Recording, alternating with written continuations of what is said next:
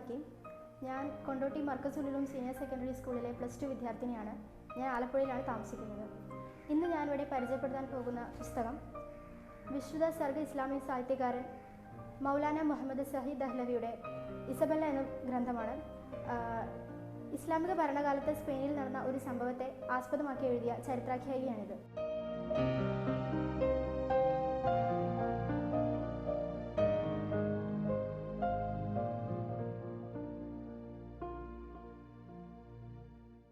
കോർദോവയിലെ പ്രമുഖ ക്രിസ്തീയ പുരോഹിതന്റെ മകളായ ഇസബെല്ലയാണ് ഈ നോവലിലെ പ്രധാന കഥാപാത്രം. കന്യാമറിയത്തിന്റെ മാതൃകയിൽ ആജീവനാന്ത പുണ്യജീവിതം ആഗ്രഹിക്കുന്ന പെൺകുട്ടിയായിരുന്നു അവൾ. യാദൃച്ഛികമായി തൊട്ടടുത്ത പാർക്കിലെ 2 മുസ്ലിം പണ്ഡിതന്മാരുടെ സംഭാഷണം അവൾ കേൾക്കാനിടയാവുകയും അത് അവളുടെ മനസ്സിനെ വലിയ പരിവർത്തനത്തിലേക്ക് നയിക്കുകയും ചെയ്തു. ഈ സംഭവം സ്പെയിനിലെ പ്രശസ്ത ക്രിസ്തീയ പുരോഹിതന്മാരുടെയും മുസ്ലിം പണ്ഡിതന്മാരുടെയും വലിയ സംവാദത്തിലേക്ക് നയിച്ചു. ഈ സംവാദത്തിലൂടെ ഇസബെല്ല അറിഞ്ഞത് ഇസ്ലാമിന്റെ സത്യമായിരുന്നു. അവൾ ഇസ്ലാമിലേക്ക് നീങ്ങി, അവളെ കൂടാതെ 3 കൂട്ടുകാരികളും. അതിൻ്റെ പേരിൽ അവൾക്ക് ധാരാളം പീഡനങ്ങളും സഹിക്കേണ്ടി വന്നു. ക്രിസ്തീയ മതത്തിൻ്റെ കീഴിൽ ഇരുട്ടുമുറിയിൽ ദിവസങ്ങളോളം കഴിയേണ്ടി വന്നു.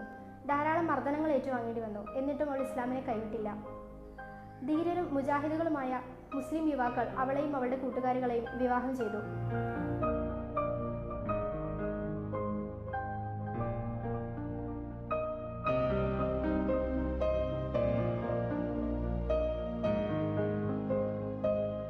കൊടുങ്കാറ്റുകൾ കെട്ടടങ്ങിയതിനു ശേഷവും ഇസബെല്ലയ്ക്ക് സമാധാനപരമായ ഒരു ജീവിതം അള്ളാഹു വിധിച്ചിട്ടുണ്ടായിരുന്നില്ല.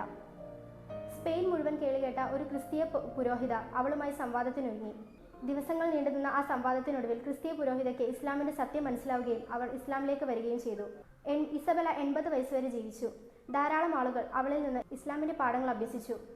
ഒരു കാലത്ത് ഇസ്ലാമിനെ വെറുത്ത ആളുകൾക്കിടയിൽ കഴിഞ്ഞിരുന്ന അവൾ പിന്നീട് ഇസ്ലാമിന്റെ തന്നെ ഉന്നത പണ്ഡിതയായി മാറി. 80 വയസ്സ് വരെ ജീവിച്ച അവൾക്ക് അള്ളാഹു തന്റെ മഗ്ഫിറത്തും റഹ്മത്തും ചൊരിയട്ടെ എന്ന പ്രാർത്ഥനയോടെയാണ് നോവൽ അവസാനിക്കുന്നത്.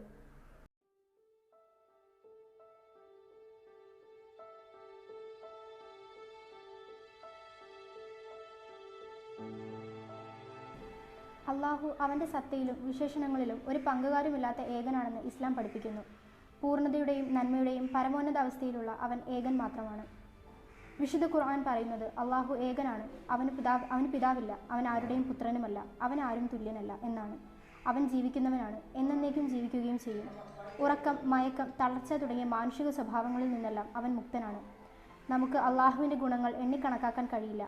താങ്കൾ ഖുർആൻ പഠിക്കുകയാണെങ്കിൽ അള്ളാഹുവെക്കുറിച്ച് കൂടുതൽ മനസ്സിലാക്കാം.